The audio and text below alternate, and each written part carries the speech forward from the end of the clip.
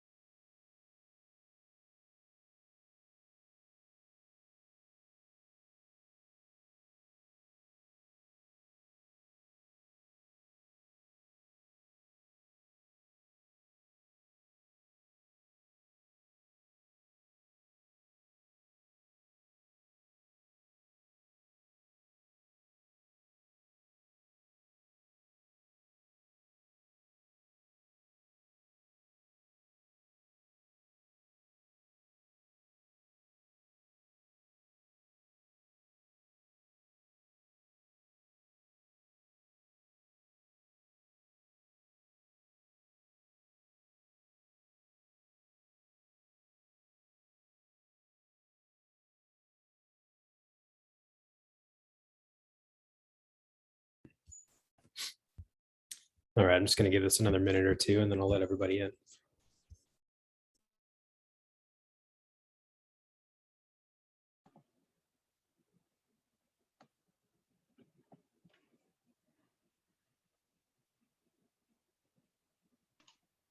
Jen, I'm thinking you already have us scheduled for a follow-up, right, tomorrow morning?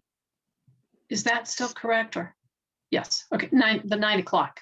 Yeah, I don't think we'll have a full hour, but yes. Yeah. Right.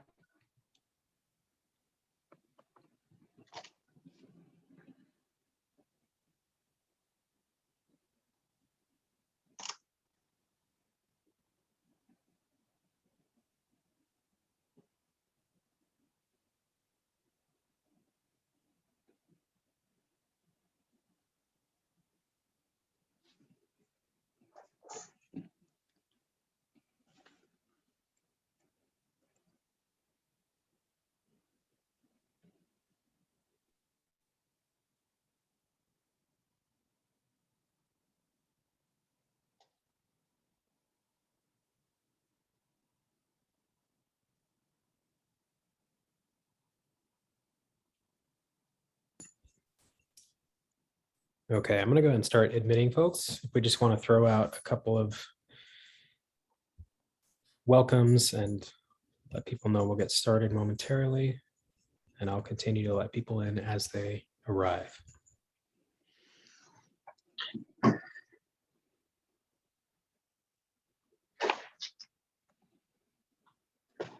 Welcome. We're glad you're joining us this evening. We'll be starting in just a couple minutes.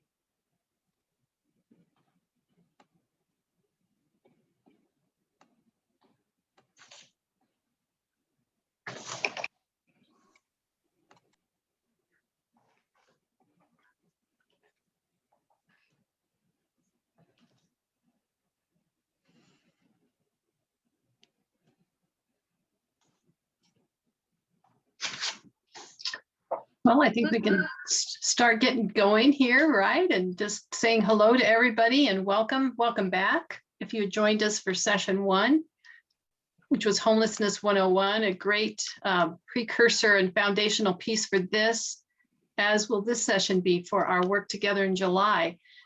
Matt will at some point here be putting that recording link in the chat for the first session. So if you missed that, you can grab that out of the chat, and or when we communicate with you afterwards in email, we'll have that again. So welcome, I'm Debbie Wild, hosting here with the City of Glenwood Springs. We're delighted to have our presenter tonight. We'll tell you more about Jen in just a second. This is part 2, best practices in moving towards solutions from homelessness to housing. It is a way for our community to have a little more information and education, to have a more informed work time and session when we get to July. So by the end of this, we'll let you know about that, but we'll be in person in July and we'll be applying all these things that we learned. So this is a great, I tell Jen, this is like an encyclopedia for us to reference between this and the slides from the first presentation. So do your homework and be ready when we get to July. We've got several sponsors that we're very grateful to: Project Moxie, the Glenwood Springs Chamber Foundation, CHAFA, and the City of Glenwood Springs are really helping make all this happen. So thank you, sponsors. We do have the presentation and the recording of the presentation in both English and Spanish. So you will see on your screen the availability at the bottom. If you run your little mouse down there and your cursor, you'll see that opportunity for interpretation there. That's circled, that little thing looks like a world. You can click on that and choose a language. So we will have interpretation in real time. So Jen will try to remember to go a little bit slow. She has so much to share with us tonight. So we'll appreciate that. And should there be a time when we're just really going fast, it's my job to sort of interrupt and say, hey, wait, remember the interpreters. So please help us with that. Maybe put something in chat if you feel like things are going too fast, if you're trying to listen in on the Spanish side. So with that, it is my pleasure, honor, and just delight to introduce you once again to Jen Lopez, who is a housing consultant. I told her this is her time. She has put in a lot of years and a lot of learning. She is really the gem that we need right now, and the time for us, and to be able to have her es el momento para nosotros. Entonces, here in housing, homelessness to housing is just fantastic. So thank you, Jen. I will let you tell more about yourself and take it from there. Thanks, Debbie. Welcome, everyone. It's great to be with you again. This is my favorite thing to do tonight, is to talk about solutions. So I'm a housing and homelessness program consultant. I've been doing this for 22 years, and I'm based in Durango, Colorado. I work in Colorado, New Mexico, and Phoenix. And I work exclusively on providing new housing solutions, doing community strategy, some advocacy work. So this is right up my alley. Been working with Debbie on this for several months, and I think Glenwood is ready for some action too. So always great to be in communities that are ready to move. I wanted to share also that the intent here is to give you a resource that you can come back to. So there's a lot of slides, there's a lot of information. I don't normally like to set up a session where I'm talking so much, so I apologize in advance. I like conversation more, but this will set us up for very productive conversations in July. So I Jen, will. if I could, sorry to interrupt, could we Yeah. have our interpreter Vidya do a brief introduction Yes. of the Spanish speakers? Thank you, Matt. on- Perfect.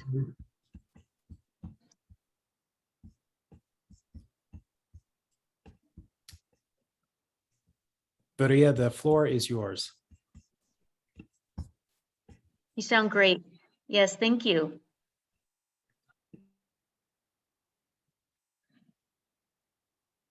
Up with my partner, Jasmine Beltran, and we are here to help create a space for language justice.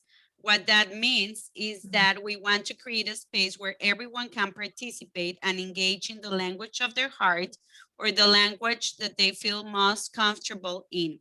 We will use simultaneous interpretation to create this space. When I finish saying this in Spanish, we will turn on interpretation and you will see a globe icon that says interpretation. If you are not fully bilingual, we ask that you select your preferred language. If you are bilingual, feel free to listen to everyone in their language. When you select your language, you can check mute original audio so you don't hear both languages at the same time. Hola, mi nombre es Viria Sosa y estoy aquí con mi compañera Jasmine Beltrán y estamos aquí con la Community Language Cup para ayudar a crear un espacio donde practicamos la justicia del lenguaje.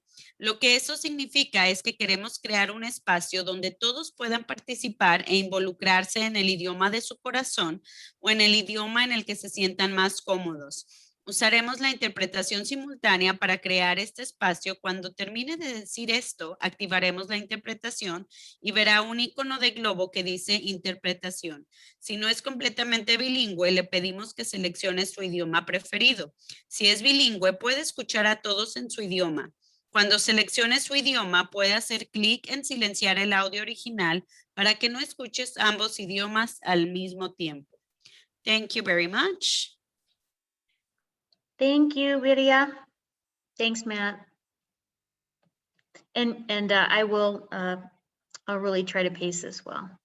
So let's go ahead and get started. A little bit about expectations for you all participants and guests. We do have the chat open, and there will be possibly, if I'm going fast enough, some time for some conversation. But we ask that you treat everyone with respect, even if you have a different opinion. Be curious. No interrupting, name calling, bad language, or disrespectful rhetoric. We don't think that will happen, but we do this on all of these presentations. Be open to others' experiences and thoughts. Any behavior that is not respectful or beneficial in moving the conversation forward may result in your removal from the meeting. Very clear objectives tonight. We're going to talk and review a little bit about the context for homelessness in your community. And then we're going to dive in and talk about a number of best practices around both ending homelessness and managing the impacts of homelessness. We'll talk about specific efforts that could be bolstered or potential new efforts. And we'll talk about an in-person strategy session for Glenwood Springs in July. I will say now, please be listening for things that resonate with you personally. Again, there's probably 20-something strategies we're going to talk about this evening. And I hope that one or two really speaks to you. So keep tracking that for us. At the end of the session, we will ask you where you feel there's the most potential and where your interest might lie. So thank you. Again, whenever we talk about homelessness, it's not one big bucket. There's lots of reasons why people experience homelessness and different kinds of homelessness. Situational homelessness is really what we see is caused by job loss or healthcare emergency. Unfortunately, we saw a huge uptick in homelessness because of COVID-19 and the economic impacts for people who lost their jobs or got it and were sick. But what it means is that with some stability, some case management, some funding, somebody can be rehoused. So it's really a moment in time that we can intervene. Episodic homelessness refers to when somebody has typically a disabling condition and they're experiencing homelessness often. So they're homeless, they're housed for a bit, then they fall back into homelessness for a number of reasons. A lot of folks in this that would fall under episodic really just can't bridge the gap between what they have to live on and housing and other costs. And again, may have a disability and they may need services to remain housed and they're not receiving the services. Chronic homelessness is somebody who's experiencing homelessness for a year or longer and has had 4 episodes in the last 3 years. Oftentimes for folks who are experiencing chronic homelessness, we see that they might have substance abuse disorders, comorbidities, maybe a psychiatric diagnosis. I like to tell people because sometimes this is the most visible kind of homelessness. It's not the most common. So if you have 100 people experiencing homelessness in your community, maybe 25, 30 would be in the chronic homelessness bucket. So we want to make sure as we talk about homelessness that we're broadening who it's impacting and broadening the solutions, because this is just one small percentage of the population. Here again, at the end of the day, it's being clear, you know, what needs somebody has who's experiencing homelessness, and meeting that need with the right intervention. If you were with us last time, we talked about some really incredible infrastructure you already have in Glenwood Springs with Built for Zero. We'll talk about that a little bit later. But essentially, if somebody just needs a little bit of help, they're considered a low or medium need. It's a rapid rehousing intervention, right? Just get them rehoused, get them out of the system, get them off the street. Episodic is probably looking for a more permanent, affordable housing solution. And then chronic, what we do to end chronic homelessness is a permanent supportive housing model, which I will talk about tonight.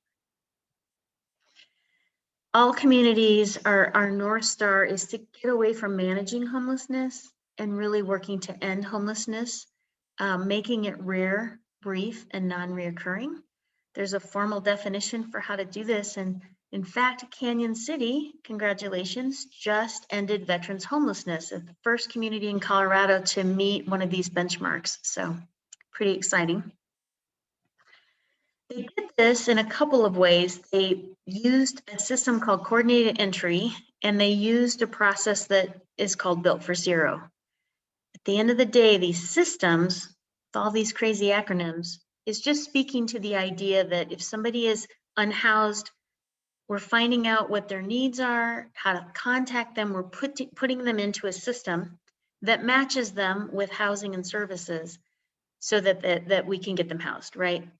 Ending homelessness is housing. It can be done. It doesn't mean we'll never see somebody homeless in our community again, but what it means is we have a high functioning coordinated entry system, and we can offer solutions to people who are unhoused within a period of time. That's the goal, the big goal for most communities. I like to show this because I think it explains this continuum that we're always playing in at the community level. Most communities I work in don't have all of this. Even Denver has, you know, the larger cities will have gaps in these services, but on the far left, boy, if we can keep people from falling into homelessness, that's the most cost-effective piece there. And I'll talk a little bit about what prevention is. Then we have, well, somebody's become homeless. We are usually engaging in a crisis response program. So it might be shelter or outreach, or assessing them and getting them in the system. I'll talk about safe parking and outdoor spaces. Then we have another level, which is really touching housing again. So lots of housing opportunities here. This is really interesting, I think, in communities like Glenwood and Durango, who have a very difficult affordable housing situation to overcome. There are some unique ideas in here that we can share. And then always moving towards the right, where somebody is stable on their terms and the kind of housing they want. Most communities are feeling pretty overwhelmed right now. It's like an incredible opportunity in time, and there's a ton of work to be done, right? So a lot of us are starting to pull out of COVID, and it's going to be a while before we can right the economic impacts and help folks that were negatively impacted. At the same time, we've never seen the kind of funding from the federal government and even state government that we're going to see in the next 12 months.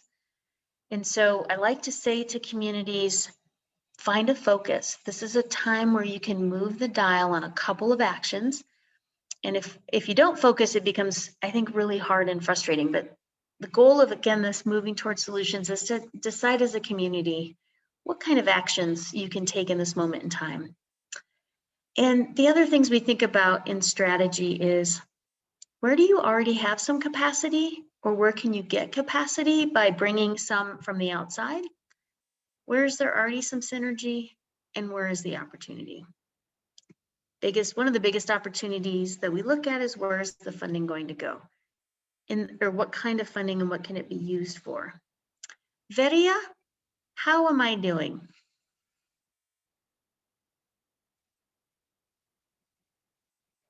I don't know, Matt or Debbie. Yeah, she's saying fine. She's giving Okay. you the thumbs up. That's great. Thank you, Veria. Okay. So I like to organize these strategies in different buckets. And these are the buckets we're going to talk about tonight. Prevention, housing and shelter, supportive services, collaboration, community impacts, education, awareness, and stigma. Prevention. Can Glenwood Springs increase or develop robust prevention strategies and early intervention strategies that complement other strategies to reduce longer-term and chronic homelessness? That's the question on the table. And here I'm going to show some of the ways in which we do prevention work. So again, prevention keeps people from becoming homeless, right? We know once people get in these systems, it becomes much more difficult to pull them out of homelessness. So the ways we see prevention is diversion. So if somebody is being released from a system, say the hospital or corrections, if we have a transition for them to housing, it's ideal. For others, it might be a form of, as I said, instead of somebody becoming homeless and going into the shelter system, is there an immediate rapid rehousing opportunity for someone? We see a lot of rental assistance programs and case management in the prevention space. And now we see more than ever a combination of legal and rent assistance. So we are hyper aware as an industry about the needs to work with, protect, strengthen tenant rights. We're not a very strong tenant rights state. And so there's a real opportunity to tap into some of the programs happening because of COVID. The challenges around prevention strategies is that it requires significant coordination between agencies in the private sector. So we are working directly with landlords, right? That's a big one, trying to have landlords accept payment late and keep someone housed. Capacity is challenging because it's not a hugely funded area of work. People like to fund units. It's difficult in our industry to fund services, and you'll hear this multiple times tonight. And you do have to have access to affordable housing. So if somebody is homeless and you're trying to rapidly rehouse them or move them, there has to be somewhere to move them to. And that may require creating new housing, or it may require landlord outreach programs, different kinds of strategies. The opportunity in prevention is there is significant funding, especially for rent assistance, just significant, like $700 million in Colorado alone. And there will be new home funds this year as well for some of those prevention activities. Housing and shelter. Many communities set the goal, how can safe and affordable shelter options be available to anyone that's unsheltered? Oops, you can't see all my words. And additional safe and affordable housing solutions available to those in need. Again, we're not able to realize these visions overnight, but it's important to have visions like this. Like, why are we doing the work that we're doing? Again, homelessness in Glenwood Springs. 2019 count, maybe 95 in the region. We know all these numbers are undercounts. I don't know, Debbie, if you would say they're twice that. And so you do have number, not twice, maybe twice. Okay. Anyway, we see anywhere from 2 to 3 times that number because it's very hard to do the count. And if you have 300 people experiencing homelessness, you could solve for that over 5 years. You really could. So, unfortunately, we didn't do counts during COVID. So again, our numbers are not going to be correct. And we expect the numbers have gone up. Housing costs keep making it more and more difficult to keep people from falling into homelessness or unstable housing situations. And many of you on this call probably are personally familiar with what's happening in the housing market in your community. But we know the wages that a lot of folks are paid, especially in the service industry of tourism, doesn't match what housing costs are. And so we're going to see increases in housing instability. Lots of programs under housing and shelter. So we have homeless shelters. We have both low barrier and high barrier. Oh, I'm going to stop for a second. Matt's letting me know there's a question about homelessness data and whether it includes families. So that's a great question. Debbie, do you know, I would assume the point in time counts I just rehearsed there would have been families included? Right, yeah, families included. And the one that was earlier, what, 2018, 19, whatever we had was only shelter Okay. counts, and then 2020 was just tough to get. So it's definitely at least twice what you see there. Thanks for mentioning the shelter counts, right, Debbie? Because if we're not doing street outreach counts, then we definitely know this number is low. The other data that we will look at is McKinney-Vento data, right, to see how many children in our school district are experiencing homelessness. So a couple other data points that we could look at. We have low and high barrier shelters. What that means, a low barrier shelter is there are very few requirements. We're going to get you off the street and let you sleep. A high barrier shelter says you can't be using substances, there's some requirements. There's a place for both models. Often the high barrier shelters work for families, low barrier work for individuals. Faith-based programs are huge. Most communities I work in, there's something interesting happening in the faith community. And so if you're with the faith community in Glenwood Springs, hats off to you. Would love to hear what you're working on in Glenwood. We see anything from the family promise model, which is using church sanctuaries and families in the church to mentor and do sort of transitional housing type programs, to I've got a church in Aurora running a safe parking program. I have a church coalition in Durango running the safe outdoor space camp. So really powerful for the faith communities to be involved. Motel vouchers, they work. It's expensive.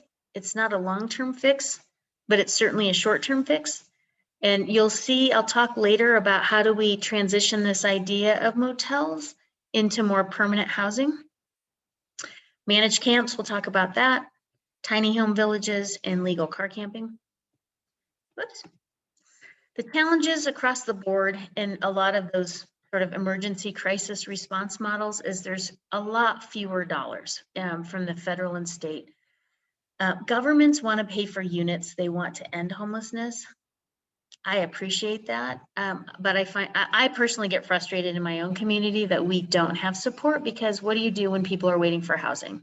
And so I think for a long time it was like, let's just, so I'm a little blunt, let's pretend we have the housing and try to do it. And I don't think we're doing that anymore. We can't pretend that people aren't going to be outside for long periods of time if we don't do something. And so huge uptick in activities to address that, because we really need to. Finding staff and siting locations is challenging. Lots of stories about siting, but it can be done. And again, I'm going to call on the faith communities. We've had a lot of success with faith communities helping us to site these kinds of programs. We want to make sure when we think about crisis response and emergency programs, we don't put all of our energy into them. And I know it's hard to not do that, but we've got to just juggle. We've got to be able to build crisis response models while we're continuing to build the housing. And the only way we do that is we bring more partners to the table. Lots of opportunities here. Again, this ARP, right? The American Rescue Plan funding. I heard the Division of Housing say on a call last week, there's $100 million for housing this year. That's a lot of money.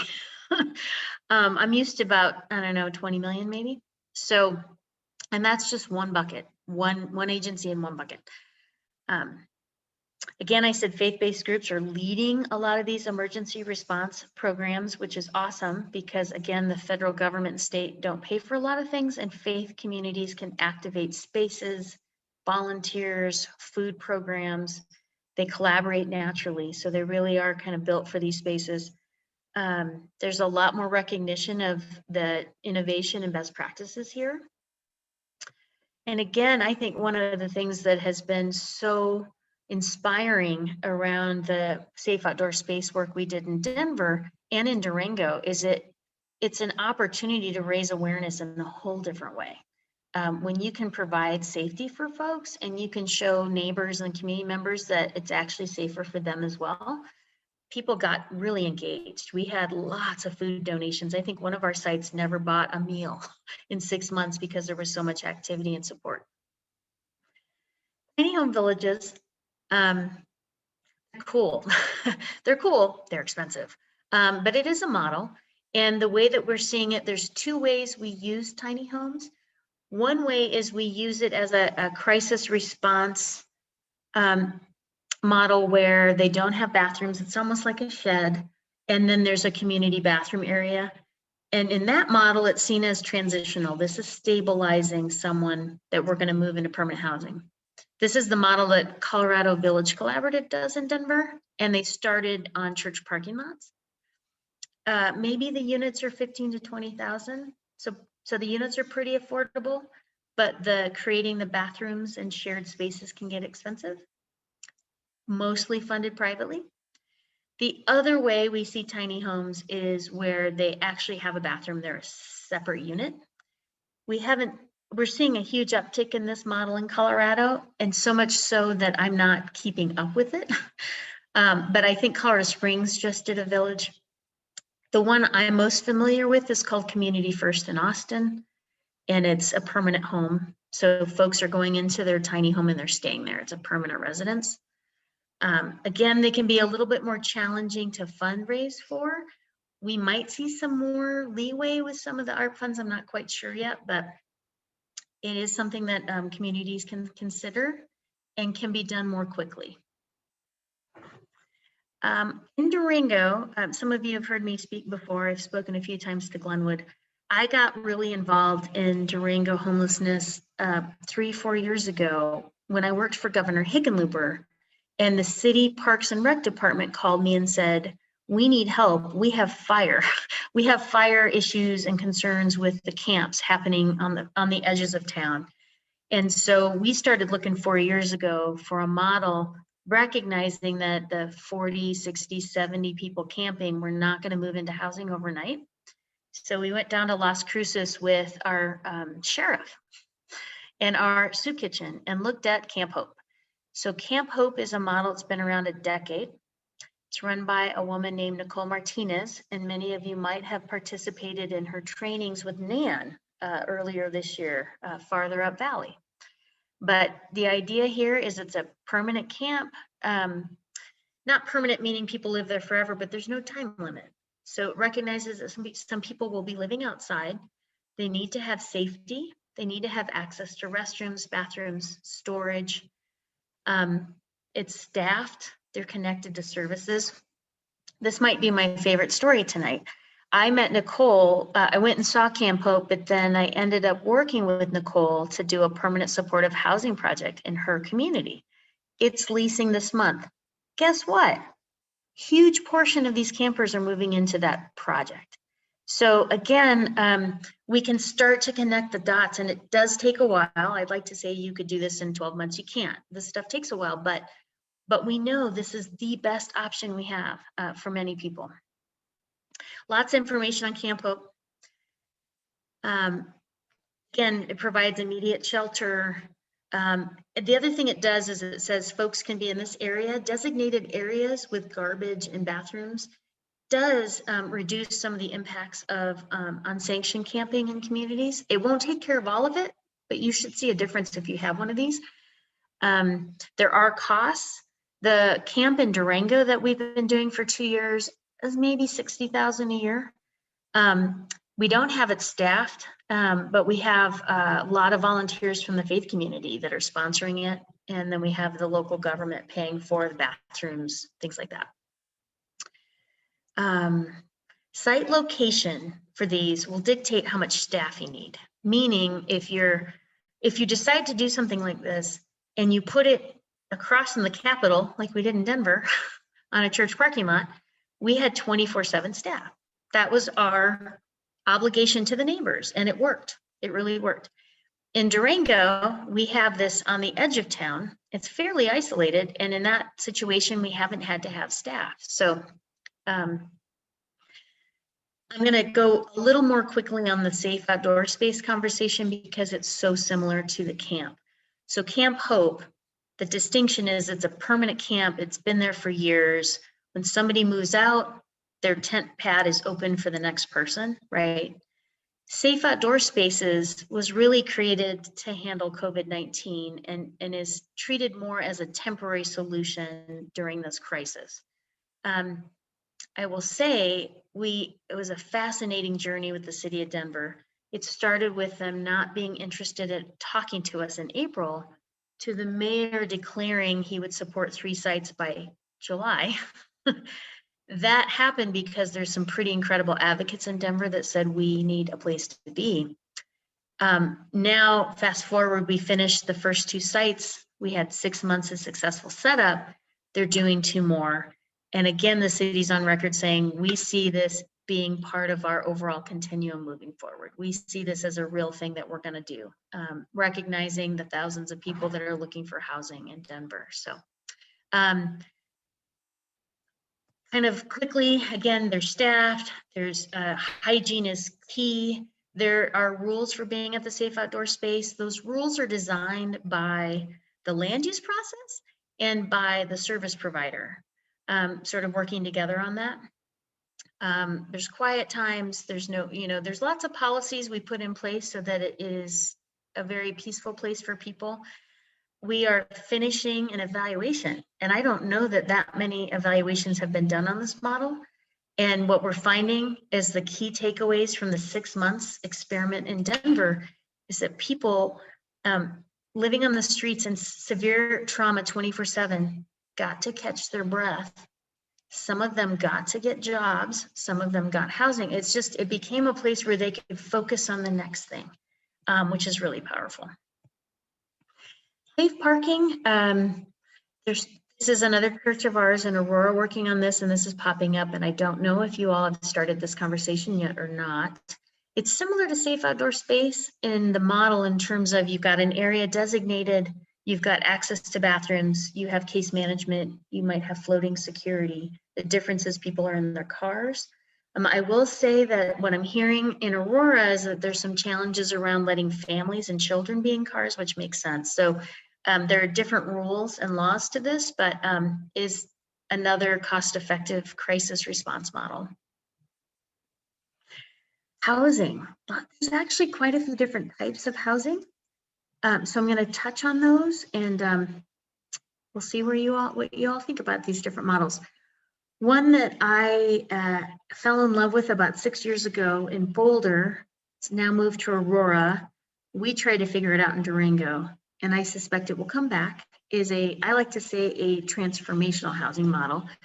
Transitional got a bad rap years ago, kind of post or pre-Obama, in that we thought everybody who was unstably housed or homeless could get their act together in 2 years. And what we learned very quickly was, no, you can't undo 30 years of trauma, behavioral health, and addiction. And so, but it does still have a place for persons who are coming out of domestic violence and moving into a new phase of their lives and stabilizing. Youth, especially moving out of foster care, folks coming out of the correction system. So it has a role.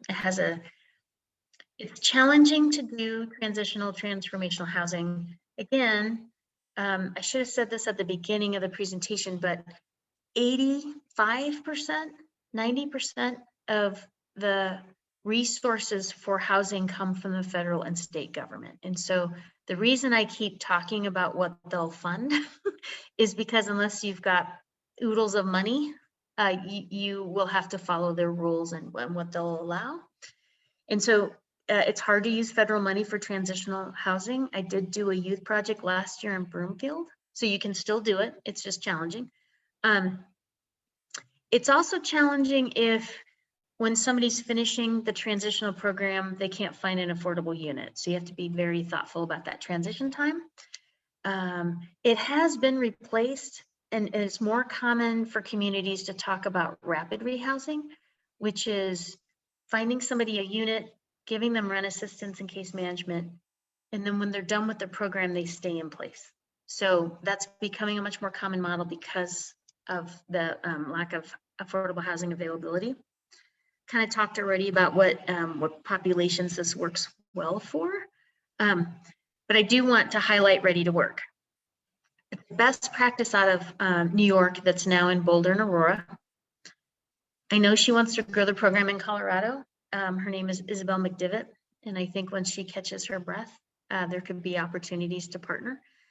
But it's a work first model, and so one of the things we don't talk enough about in these spaces is that people want meaning, and one of the ways that people get meaning is in work. And there's lots of models out there for supported employment, and I'll talk about some of those in a minute. But this model takes a commercial building or a motel, something that already exists, and it retrofits it to, you could have 2 people per room or 4 people per room. So it's not a shelter, but it's not independent living. It's, again, it's a transitional model. Folks come in and they've got a year, and they get on a work crew, they get their health back, they have access to health the first week. First week, we're making sure people are healthy, they've got their meds, right? They get on a work crew, and there's particular types of work that can be done. In the Ready to Work model, it's oftentimes landscaping crews for city government. Honestly, city and county government will hire these work crews to work on their trails, clean up, that kind of thing. They're also used for catering for like grocery stores and delis. So the folks come in, they get healthy, they get work. They work 4 days a week. On the 5th day, they're getting, taking classes, financial literacy. When they leave after a year, they're leaving with money. So they're able to sustain their own independent living. So kind of a cool model. And when I talk about it, a lot of communities go, oh, yeah, that's kind of an interesting model. Again, very successful. The downside is it's so innovative that it's primarily foundation funded. I think this will change over time, but so it can be challenging, but it's not as expensive as permanent supportive housing, which I'll talk about in a minute. Recovery housing, we're hearing a lot more about this. I know the state of Colorado has a behavioral health plan, and they're talking a lot more about what to do when people, two things I think they're recognizing across the state. One, there's not enough inpatient services. 2, where do people go? What are the community supports for people coming out of inpatient? 3, what do you do with people who won't go? So really trying to create more community-driven models. So the best practice nationally is the Oxford House model. Maybe you all have heard about this in your work. I think there might be one in Grand Junction or Montrose, but and we're trying to get one in Durango. Basic idea is it's actually primarily privately funded. You pull 4, 6, 7 people together, find them a house, train them on the house rules, and they self-monitor. So it's not a very expensive model. It is not a model for folks on fixed income. So these are folks that are working and struggling, but working on sobriety. So Office of Behavioral Health has been funding technical assistance to increase recovery housing. So again, there's some momentum here. Permanent housing opportunities. There's multiple, and I've mentioned some of them already, but just a quick recap. Rapid rehousing is the idea that we find you a unit and you can't quite afford it yet because you're not making enough, maybe you're not working full time. We're going to work with you, provide you case management, help you get stable with work or with your benefits or whatever that is that's going to be your income. And then over time, you'll be able to live in that housing without the rent assistance permanent. permanent supportive housing is for the chronically homeless. It's a very expensive intervention and the only one that I know that works. And the idea there is, you know what, I'm going to wait till I have my slide, but it's a very specific model to keep people housed. Housing vouchers are tried and true what the federal government has used for years to help folks who don't have enough income find housing. It's a voucher that you walk around with, you find a landlord, you pay 30% of your income, the rest is paid for by that voucher. As you can imagine, it's like Willy Wonka's golden ticket. For every 4 or 5 households that need a voucher, one has one.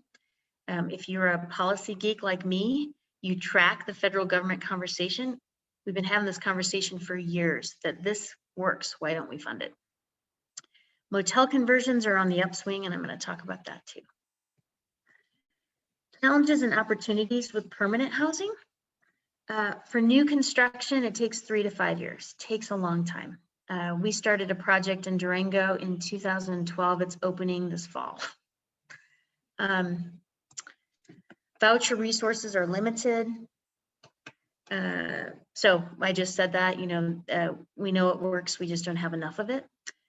Motel conversions, spaces are hard to retrofit and it's hard to make them trauma informed. And I'll talk more about that when I get to a motel conversion slide. Opportunities in the Roaring Fork Valley. I don't know if Christina Guerra is on, but the West Mountain Regional Housing Alliance has been sponsoring a permanent supportive housing project for over a year. I think they have a site. So hopefully in July, we can talk as a community about supporting that initiative. Again, Biden administration funds are a huge uptick in this moment that we can take advantage of. As challenging as a motel conversion is, we can do them within 12 months. So it's a much quicker time frame and it's much better than not having those units. So we'll talk about that. Let's see, permanent housing. And sorry, I can't see my slide. But permanent housing is more rapid rehousing. So rapid rehousing is more cost effective than permanent supportive housing, and it can house people more quickly. But again, it doesn't work for everyone. So it's folks who need some support, but are not chronic, right? So again, when I talk about these interventions, all of these nuanced, how do you figure out how to match somebody? You will have that system in Glenwood Springs. So we don't have to solve for that. It's called Built for Zero. So that's great. The challenge with rapid rehousing is there's not a lot of private funding to help with this, and there's limitations to the federal programs. It also assumes that you can go out into the marketplace and find units. And we all know, again, that you've got a very tight housing market. There's not a ton of data on its effectiveness. So we've only been doing it 6-7 years. It's very promising. Again, but the costs are pretty good, $25,000 to $5,000 to get somebody housed. When I do supportive housing, which I'll talk about in a minute, it's more like $13,000 to $20,000 a year. Again, mostly funded by the federal government. Oh, motel conversions. So when COVID hit last year, and we saw, I'm going to talk from my perspective of Durango, and we saw the community shut down and 3 motels came on the market. I was like, wonder if you could do something. So I had it in the back of my mind. I looked, I talked to people. Community Solutions is a national group that does Built for Zero. They had started doing motel conversions in communities where they have Built for Zero. They had done one in Aurora. I came across one in Santa Fe, and super cool. What they did is you got to create a team. And you're going to need a lot of soft money, but because of the federal funds right now, that money is available. You get a developer partner, you get a service provider, you acquire the motel, you clean it up, fix it up, you put micro kitchens in, ADA units on the first floor, maybe find some vouchers for some of the units. So again, you could do this within 12 months, which is pretty exciting. It's easier to convert a motel than it is to build something from scratch from a neighborhood NIMBY perspective as well. You do have to pay attention. So I'm working on was looking at a conversion in Taos, and the planning department code, the zoning wouldn't let me do it. It was crazy. So it was going to be easier for me to do it something else. So there are challenges to doing it, but from a how do we get units as fast as possible? And it does not have to be just for homeless. The other thing we're seeing is entry-level workers need $700 a month single family SROs, single resident occupancy. You know, we used to have these in the 70s. So when we talk about motel conversion, it could be a mixed population. You know, so there's a lot of creativity there. Staffing is key to making these work. And you can tell from how they're laid out. You can tell a lot from doing a site walk with a developer. So if you've got a motel for sale in your community, the trick I find is find a contractor and go walk it, and immediately they can tell you whether it's worth looking at or not, the way it's laid out. All right, that was a lot of housing. I thought I had a permanent supportive housing slide, so I'm going to talk about permanent supportive housing for one more minute. Again, permanent supportive housing is where you have an apartment.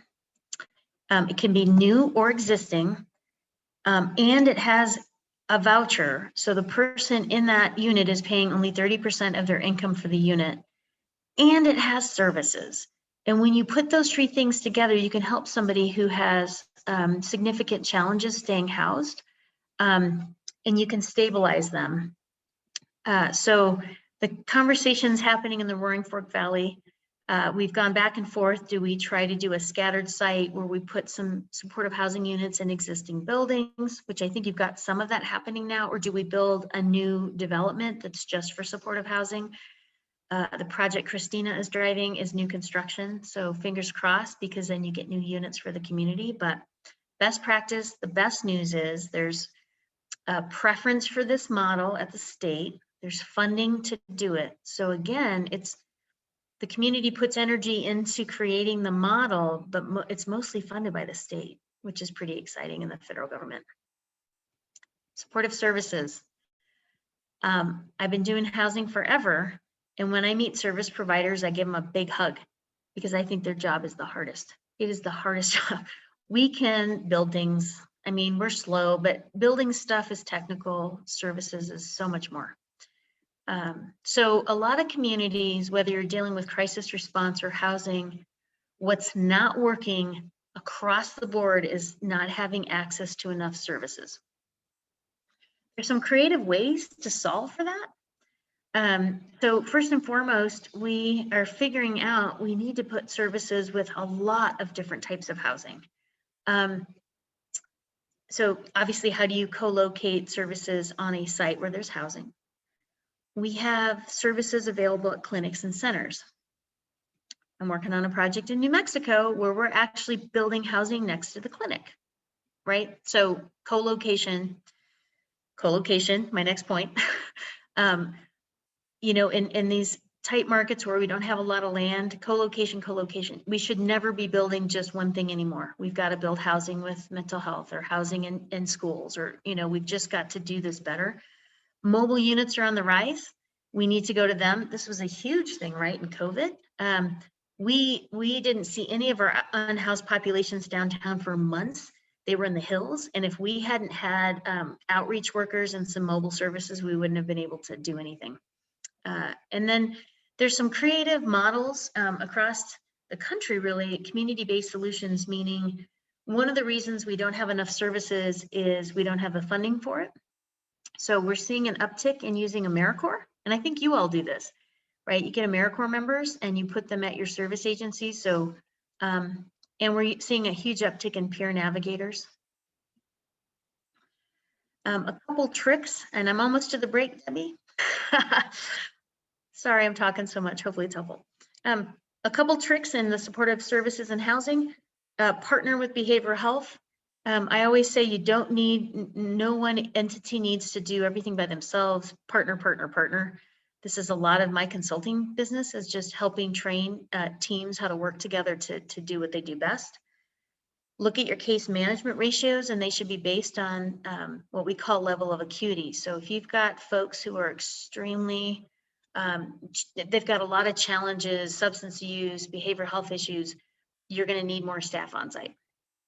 The state, if you want to get state funding, they're going to tell you, you got to have a case management ratio of 12-1 if you're working with the chronically homeless. There's different roles. Each property and project can look different. And so I do the planning, and I think people who do the work I do, we look at every property very specifically on who are you serving, what services do you need on site, and who can provide them. And we do very formal service planning. Co-location, I just said, you save money, you save time. I have a motel conversion in Santa Fe that we went under contract last week, and we were doing a services call today, and it was so fun because it's right next door to their property. And so people are going to be walking next door for mental health. Yay! Right. So, I mean, that's the dream, right? If you can't do that, we're looking at your projects, making sure there's always space for services. And then we've been seeing this for years, but we're seeing a huge uptick, right, in case management showing up in libraries, or again, soup kitchens or churches, right? So we know there are de facto day centers in our rural communities, right? They're not called a day center, it's called a library, right? And we're finding ways to really provide services in a unique way. We're also seeing an uptick in navigation center models. And so I don't have that. So I'm going to talk about navigation center models for a second. So we're doing one in Durango. It's our soup kitchen. And they used to just do the food. Then they started doing the benefits. Then they started doing it right. And it kept growing. And they said, you know what? We're going to be a hub for all the services in our community. And the city said, we'll pay you to do that. So again, being able to, we see a lot in communities that the crisis response folks don't talk to the housing people.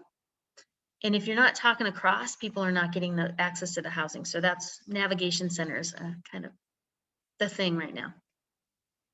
Medicaid and service mobile units. Usually it's your behavioral health provider. It could also be your law enforcement, right? So we have a first joint initiative in my community with, and they have a cool acronym name. I'm totally spacing on it, but it's a social worker and law enforcement. I have an issue at my property. It's behavioral health related, I call them, right? I think in communities that are smaller, and we're actually seeing this in Denver too, I'm starting to see upticks in conversations about how do we share staff community-wide. If I'm going to hire a case manager for my property that I only need 3 days a week, could that position then go to the homeless camp and the soup kitchen, right? And so I'm excited to see where those conversations go. And we're also talking about how do you do services outside of behavioral health? We love behavioral health, and it has constraints because of the way it's funded. And so we can't rely simply on Medicaid to do these services. So how do we do community-based, behavioral-based, tie them together? Whew. Wow, that was an hour. I think what I'd love to do is just take a second, and I'm going to turn off sharing. Hope it doesn't bite me later. I don't have issues with it. Chat. What strategies that I've covered so far are resonating with folks in Glenwood? Could you put them in the chat? Anybody can throw out some ideas in the chat. We'll just take 2 minutes and I'll catch my breath. Debbie, what do you think? Anything you want to add? I think the last thing you were talking about and trying to find the word for was co-responder Thank you. model, right? With mental Thank health you. and law enforcement, which we Yep. do have and could use more of, but the Hope Center is working with several of our law enforcement organizations.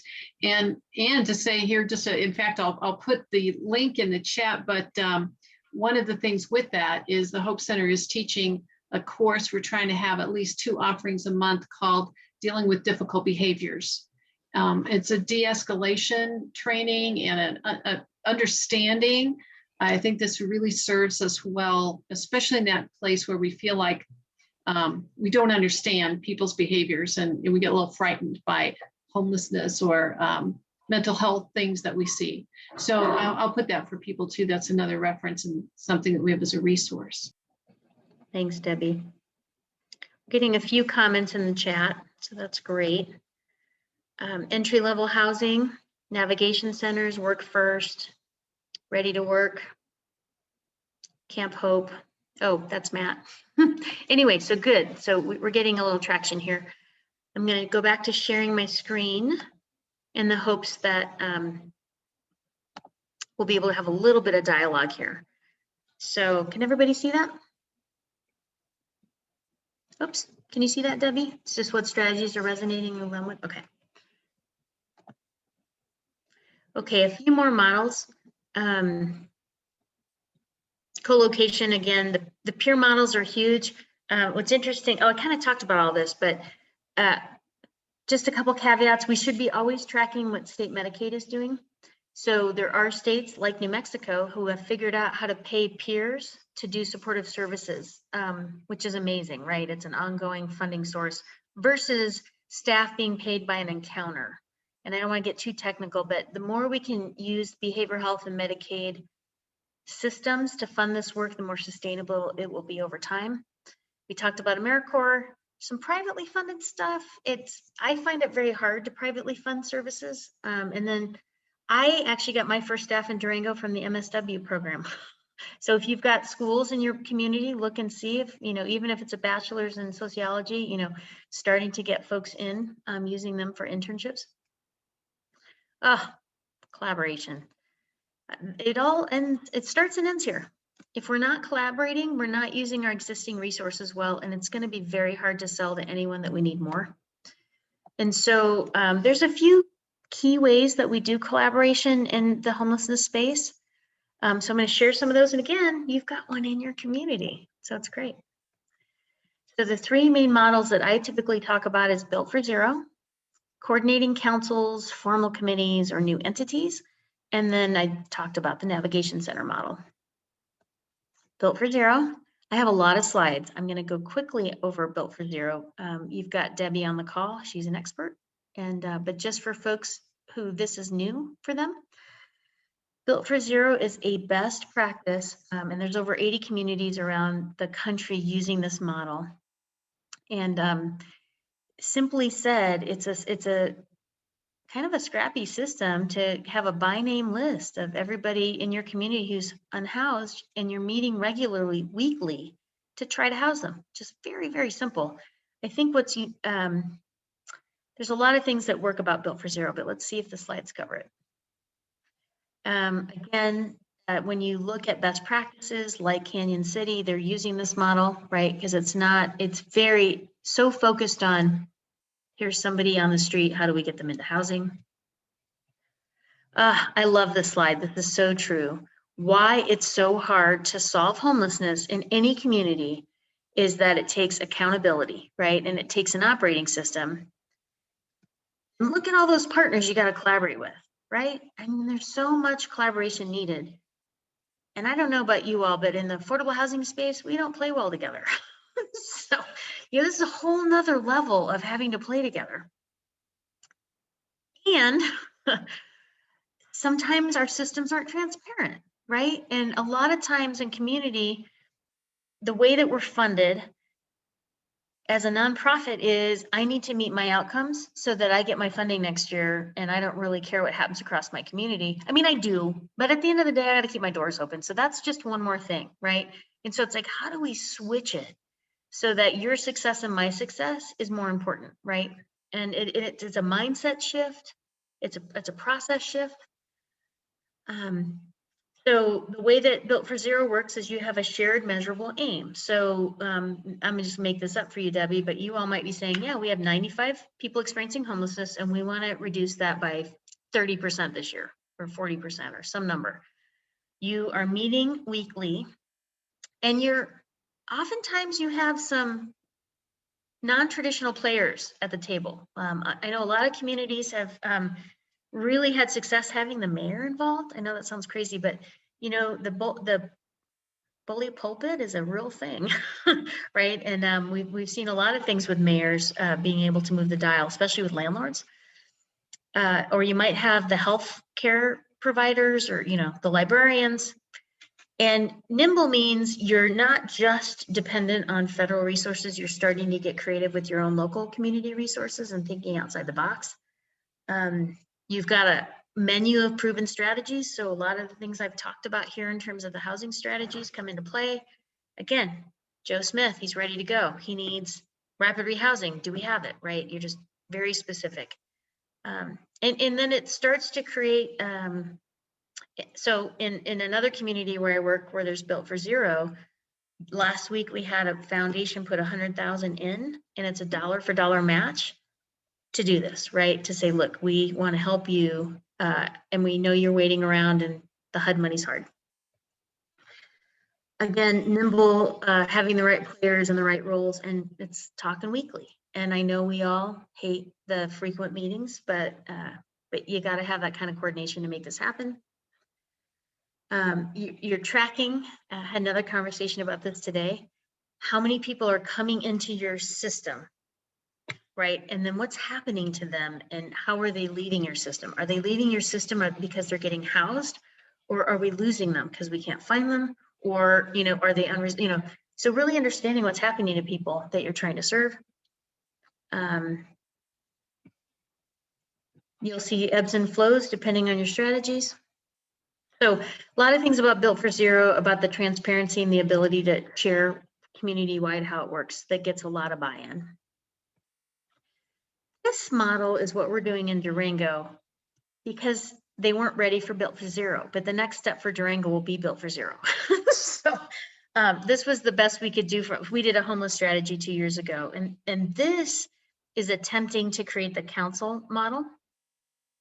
And what we did is we looked at Homeward 2020 and some other community models, and it's a way, I don't know if you all hear this in your community, but what we heard for years is, hey, I'm willing to do my part, but nobody else is doing anything, and I don't want to get sucked in, right? I don't want to be left standing, having to solve the problem by myself.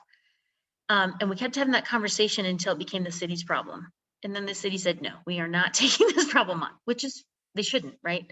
And the city then funded this process where we could build a coalition that would work together. So we are now taking applications for a community-wide council, and the council will start meeting in the next 2 months.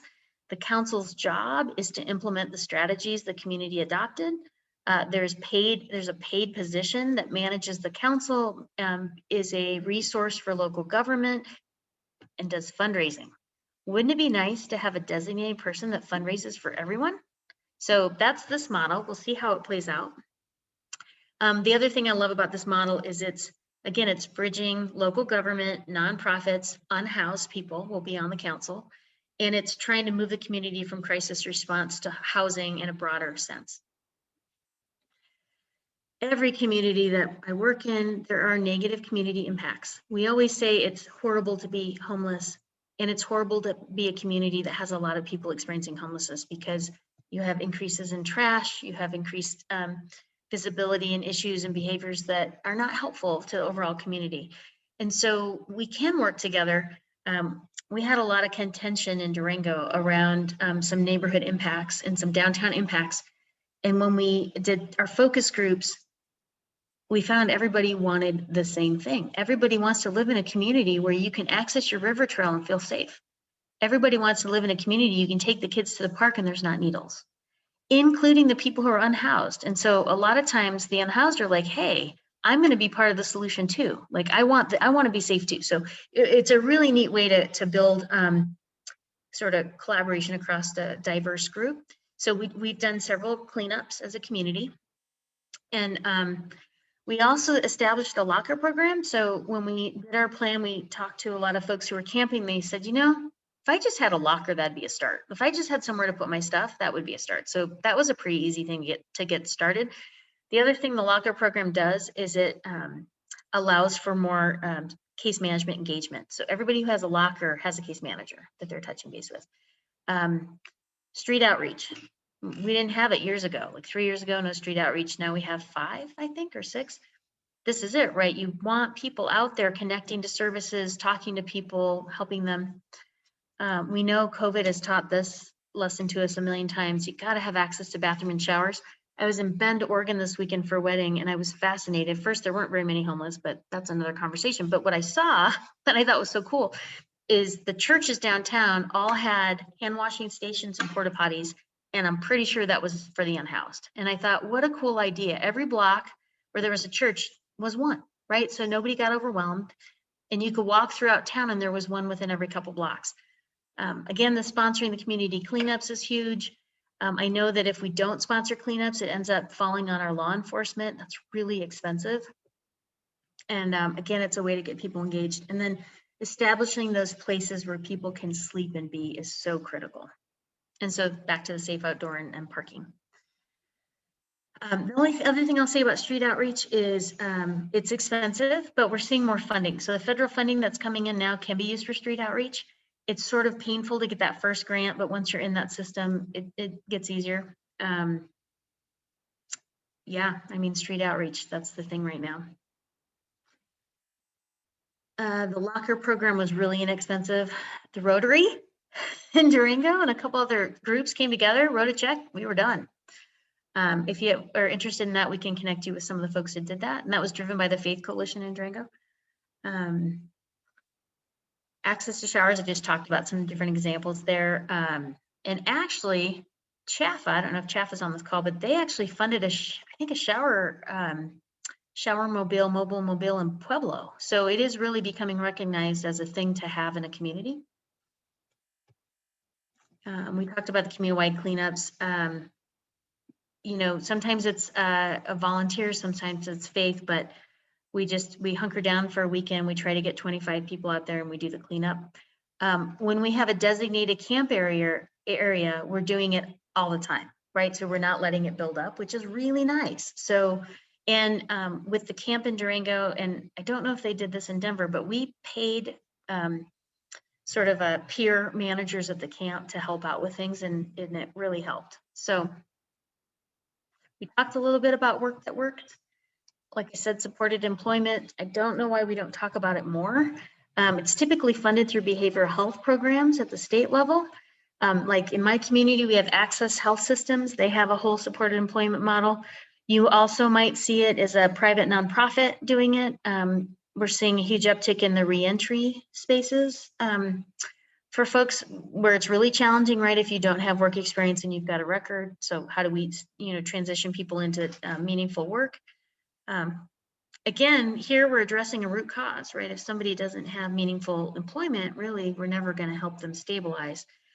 This isn't the right model for the chronically homeless, but again, for the 50%, 60% that it's an economic issue, or they're just needing stability or to retrain.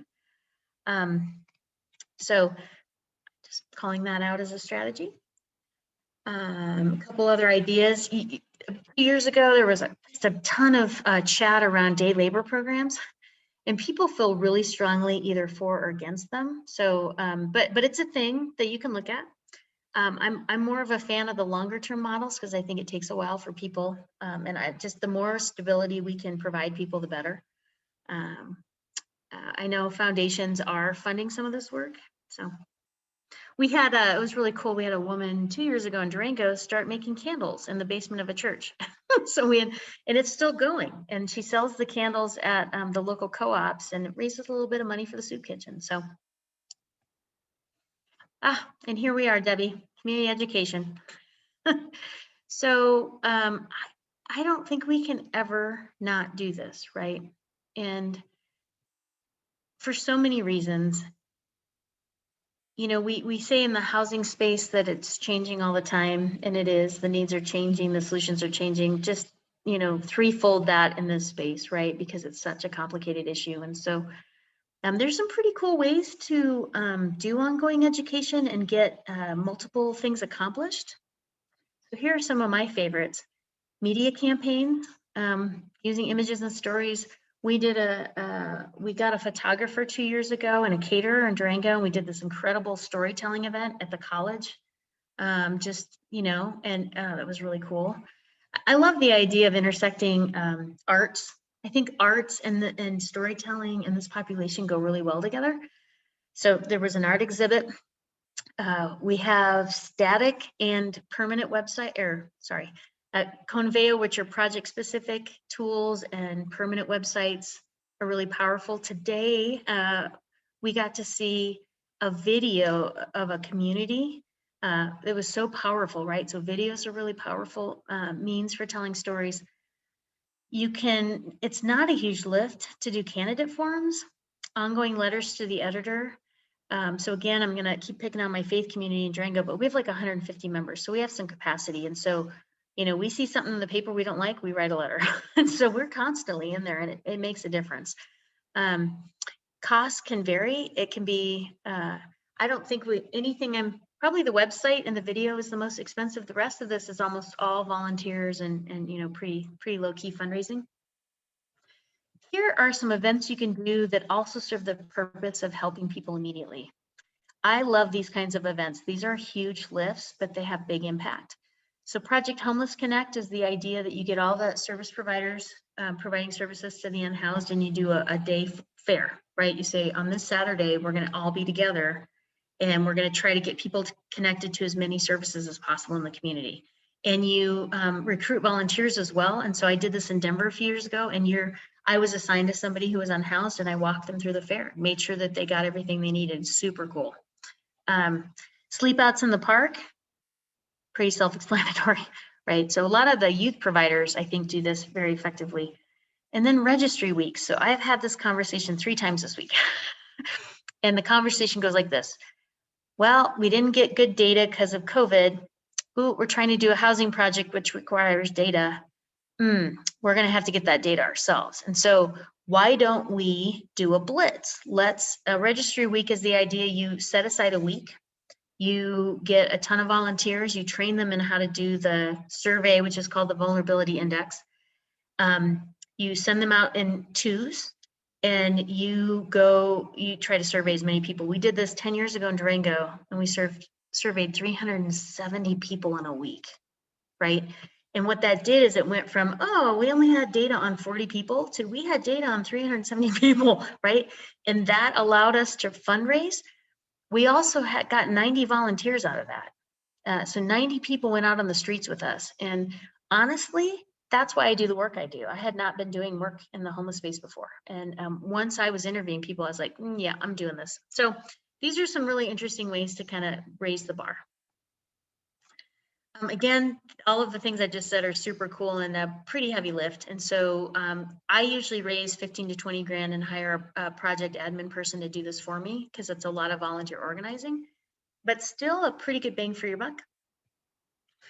And this, my colleague made for me, because sometimes communities, when I go through all this and I'm talking about coordination, they'll say to me, well, can't we just use the COC? Isn't that what we're supposed to do? Or isn't it all going to happen with Built for Zero? And this is my very, very simple illustration that, it isn't. Because again, we've got so many people who are going to be on the streets before we can house them, that to ignore the crisis response side I just don't think it works. And so this is, again, the idea that we need all of these things to be coordinated to both manage homelessness while we're trying to end it. Heavy. I should have told you I was going to lean on you a little bit, but again, we started, over an hour ago talking about best practices. You have some in your community already. And as we get ready to move into some very specific strategy work in July in person, so we're going to be over there for evening, a couple days in an evening, with the hopes that you'll all come over and visit with us, and we can say, hey, these are the few things in Glenwood that we could go bigger on, or this is the one thing Glenwood really needs right now, and get some strategic work done. But I always start those sessions by saying, you gotta maintain what you have, right? So we never want to set up a dynamic where their service providers are concerned that if we do something new, it's gonna hurt them. So it's always stabilize what you have and then build the new. I don't know, Debbie, do you want to mention any? I mean, there's some great programs here. You've got a lot of stuff going on. Well, I think we do have a lot of things going on, right? And then a lot of gaps in between. So I think that's the great piece as we put our heads together. We aren't starting with nothing, that's for sure. There's a lot of energy and there's been a lot of interest We had 108 people registered. We know a lot of people are going to watch this in the recordings. We I've got some really great lists of people who've expressed their interest over and again. So even though we're not all in the same room at one time, we just know there's a lot of energy around. So the work is coming together. And let's see what human services, Pitkin County Emergency Housing. I mean, this is really just showing some of the Glenwood pieces. And then of course, what we really ultimately want to be doing is the regional work and connecting. So Pitkin County has a lot, as we know, a coalition already, a housing stability coalition. So those are some of the pieces we're trying to put together down here, so then we can connect regionally much better. That's wonderful. Tips again for selecting strategies. So just planting some seeds for the July conversation. Again, support what's already on the ground. And then where can coordination start to close gaps, right? So it could be that you've got the pieces, they're just not connecting. So for instance, I was trying to fill a building a year and a half ago in Durango, and it wasn't that I didn't have the units, I couldn't find people. I didn't have the outreach, right? So you can build units all day long, but if you don't have outreach, getting the paperwork done, you can't house them. So these are, I don't want to say simple, but easier fixes. Where do you need new capacity? So in most communities the size of Glenwood, the capacity piece missing is development. Well, we can figure that out. We can, everybody wants to come to your community. It's just like mine, right? It's a great community to work in. And so there are ways that we can incentivize development partners to come in and help us build housing that we need. And I know you've already been successful with some tax credits and some other projects. And then how does this influx of national housing dollars influence how we think about the next 12 to 18 months? We will go into detail when we're together again on the resources that are available. And if we can swing it, we're going to try to have some of the folks from the key funders in the room with us to talk to us. So Chafa, Division Housing, some folks like that as resource folks. If they can't be in the room, we'll put them on a Zoom. I've had this slide for 3 months, but I mean, it really is just a lot of money. So we're not going to dwell on that. All right. I mean, we got 10 minutes. So here's our plea. We want you to come to this community-wide workshop in July. It's Wednesday, July 21st, 5:30 to 8. It's in person. We'll be doing we'll be talking as a room about some different things, but we're going to break down at the table level around the specific strategy. So it's really important that either today, in the next 10 minutes, you let us know what strategies you're interested in. There's the survey, Matt. I don't know, are we ready to pull up the survey? We might have lost him for a second. Matt, let me text him. He has the link to the survey posted in chat. And then I will also be sending out the survey link in a follow-up email. And while we have a few minutes, would love to just stop sharing and see if folks want to comment on what are the couple of things you think really have traction for Glenwood right now, or things that are already happening you want to see get more support. And you can just unmute.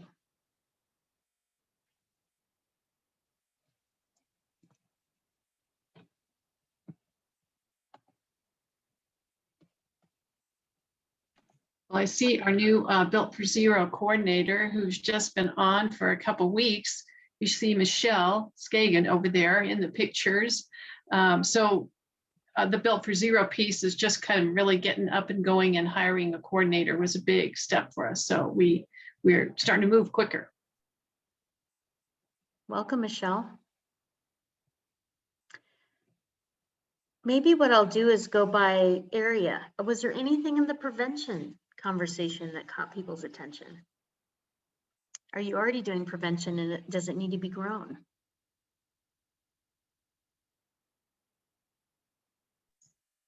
Because if you don't talk, I'll tell people about you. You see Rachel Wynn on there. Rachel has been talking about a tiny home village and different models around that for a very long time. So look out, because she is a passionate go-getter. So here we are, Rachel. We're finally. It's a moment. This is it. This is it. Hi. I worked on it for 8 years and trying to educate the community, and started a nonprofit. But I get what I came to a conclusion was our community was not ready. I was ahead of the game, I guess, because I could not get people to sit down and talk about it. So I am thrilled to see that people are now talking about it. So I'm still going to be involved. I have a master's in social work, and I've worked with the homeless. I'm still interested in doing more community education, whether it's public speaking at groups or churches or anybody. And I have some questions, and I'll get back with Deb when this is all over. But hooray, you guys are making me very happy. But I'm not the first one that's worked on this and kind of stepped back over the years. Because like I said, our community was not ready. So hopefully now they are. Rachel, it's hard to be ahead of your community. It's really hard. So we're glad you're hanging in there.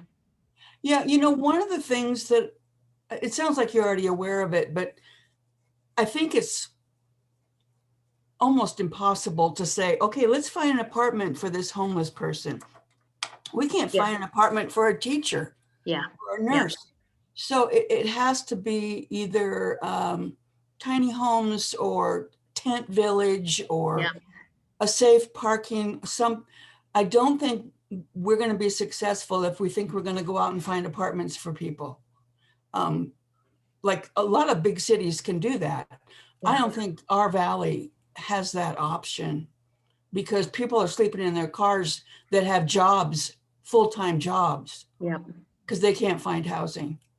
And I think everybody here knows this, but it's just something that we need to really be realistic about, that we have to be a little more creative or resourceful on figuring out what's going to work for our valley. Every place is different. Every city's different. Rachel, I couldn't agree more. And I see Anne, I think you were going to say something, and maybe Dawn. Yeah, I have a question for you, Jen. I think especially in our community and other resort communities I've lived in, I actually lived in Durango for a number of years. To me personally, from my perspective, it doesn't feel like it's an issue of roofs in our community for the amount of heads that need them. I think a lot of them are going to Airbnbs and vacation rentals. Yes. So especially like in my neighborhood, I know I have more Airbnbs than I do people who live here full time. So have you seen any of the legislation that's going on with Airbnb permits affect this at all and help this situation? Or how does that? Anne, that is an awesome question. And so I need to look into that. I will say, I know Denver did some stuff around Airbnb, and it wasn't permanent. Well, it was, right? You can't have an Airbnb now in Denver unless you live on site.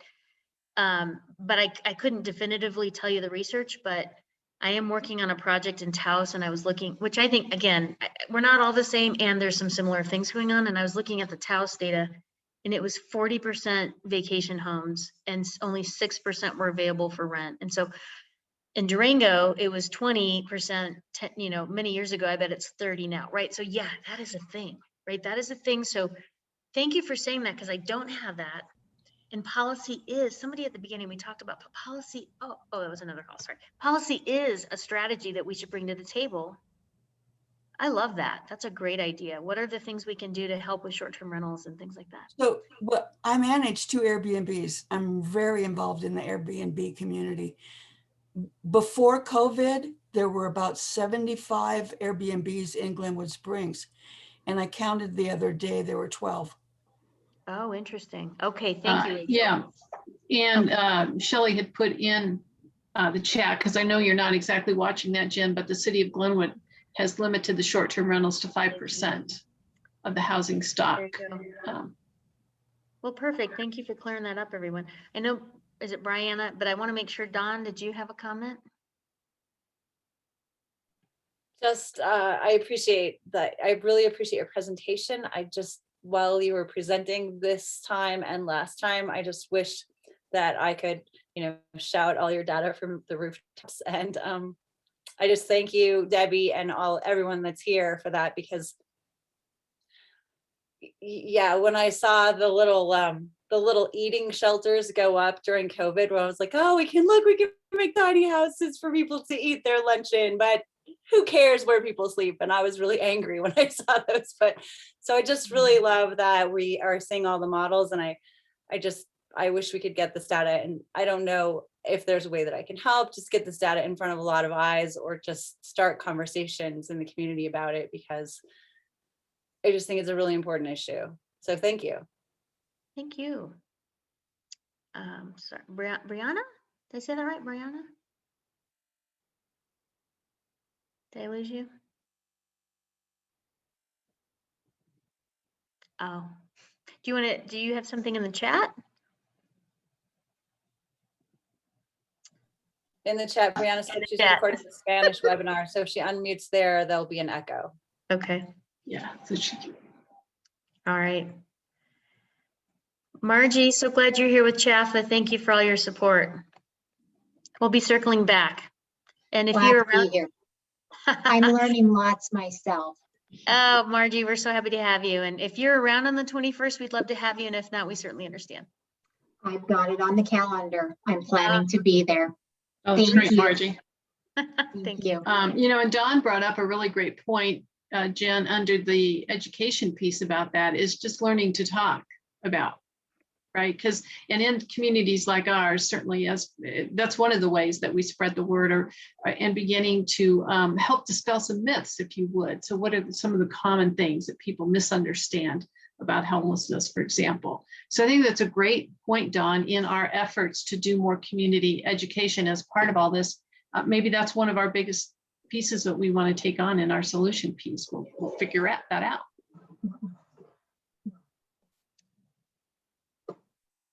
I will definitely be highlighting permanent supportive housing again, because you've got some momentum there. So you'll hear more about it, the solutions. But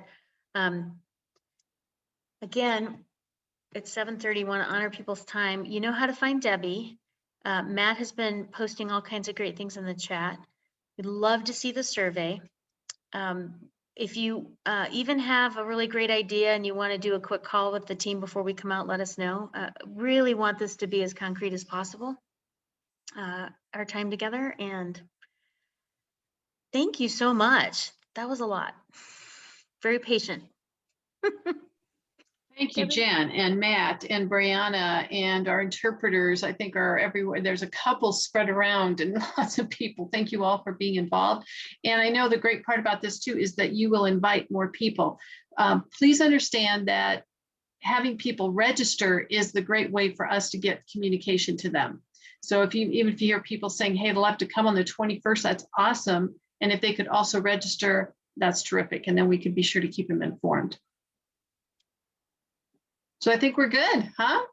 This will be recorded. You'll have an email from me as soon as Matt's able to get all that uploaded, and Brianna. And so we'll certainly by next week and probably before that, but we will see you in July. And anything we can all be thinking and reviewing this between now and then, because this is a really great piece to have with us. Jen, maybe even the slides, do you think should be a part of that? We'll do that separate from the recording so that you can really go back and focus on areas in the slides. I think that'd be great. Terrific. Perfect. Okay, Thank you. watch for that. Thanks. Bye. We'll see you soon.